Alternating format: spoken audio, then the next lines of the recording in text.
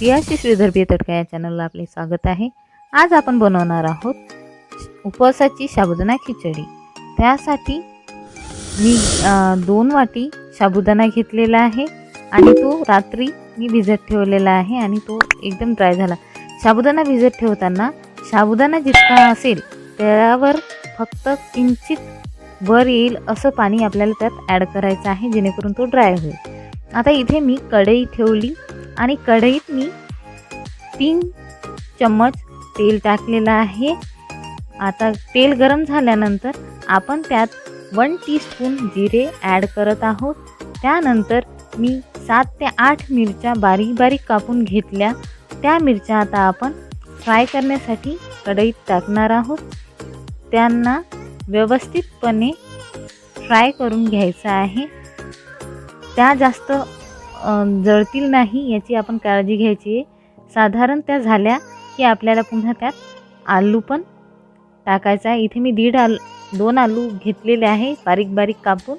त्याचसोबत तिथे त्यांना चांगलं असं फ्राय करून घ्यायचं आहे, जेणेकरून ते व्यवस्थित होतील आणि कोणताच आलू स्लाइस जी आहे ती जळणार नाही किंवा कच्ची पण राहणार नाही। आणि आलूचे जे कापला ते एकदम बारीक बारीक असे स्लाइसेसमध्ये कट केलेला आहे। त्यानंतर मी इथे अर्धा टीस्पून सेंधा नमक ॲड केलेला आहे। इथे ॲड केलं कारण आलूला पण मीठ लागलं पाहिजे। जेव्हा आपण साबुदाणा नंतर मीठ ॲड करतो तेव्हा आलूची टेस्ट वेगळी येते, त्यासाठी इथे आलू झालेला आहे। आता मी त्यात साबुदाणा ॲड करत आहे। पूर्णपणे साबुदाणा आपण त्यात टाकून घेतल्यानंतर पुन्हा आपण त्यात शेंगदाणा कूट टाकणार आहे। मी इथे 1.5 वाटी शेंगदाणा घेतला, त्याला व्यवस्थित भाजून त्याला थोडंसं जाडसर असं काढून घेतलं। तो पूर्ण शेंगदाणा कूट आपण साबुदाण्यावर टाकलेला आहे आणि सोबतच आता 1 टीस्पून सेंधा नमक मी ॲड केलं। सेंधा नमक तुम्ही कमी किंवा जास्त टेस्टनुसार करू शकता। आणि आता आपण हे सगळं जे आहे ते व्यवस्थित मिक्स करून घेऊ, जेणेकरून सगळीकडे मीठ शेंगदाण्याचे कूट व्यवस्थित मिक्स होईल। आणि आता इथे पाहू शकता आपण हे सगळं एकत्र असं छान मिक्स झालेलं आहे। त्याला पूर्ण आपल्याला असं मिक्स करत जायचं आहे। त्यानंतर आपण इथे 5 मिनिटासाठी झाकण ठेवणार आहोत। त्याही साठी 5 मिनिटं म्हणजे 2 मिनिटांनंतर आपण त्याला ओपन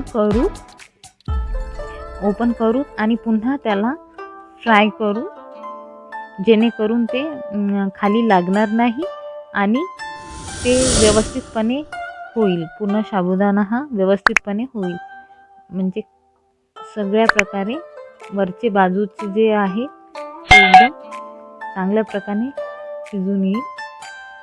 अशा प्रकारे आपण त्याला पूर्णपणे हलवून घेत आहोत, मिक्स करून घेत आहोत। पूर्ण मिक्स केला, पूर्ण खालपासून वरपर्यंत पाहू शकता अशा प्रकारे मिक्स केला। आता पुन्हा 2 मिनिटासाठी आपण झाकून ठेवत आहोत। आता 2 मिनिट झाल्यानंतर आपण त्याला पाहिलं तर पुन्हा आपण एकदा मिक्स करून घेतलं तर एकदम आपली साबुदाणा खिचडी ही तयार झालेली आहे। तुम्ही कलर पण पाहू शकता, एकदम छान असा कलर आलेला आहे। चॅनलला लाईक करा, सबस्क्राईब करा, शेअर करा, कमेंट करा। ही झाली आता आपली साबुदाणा खिचडी रेडी फॉर सर्व। तुम्ही चॅनलवर नवीन असाल तर चॅनलला सबस्क्राईब करा, लाईक करा, बेल आयकॉन प्रेस करा।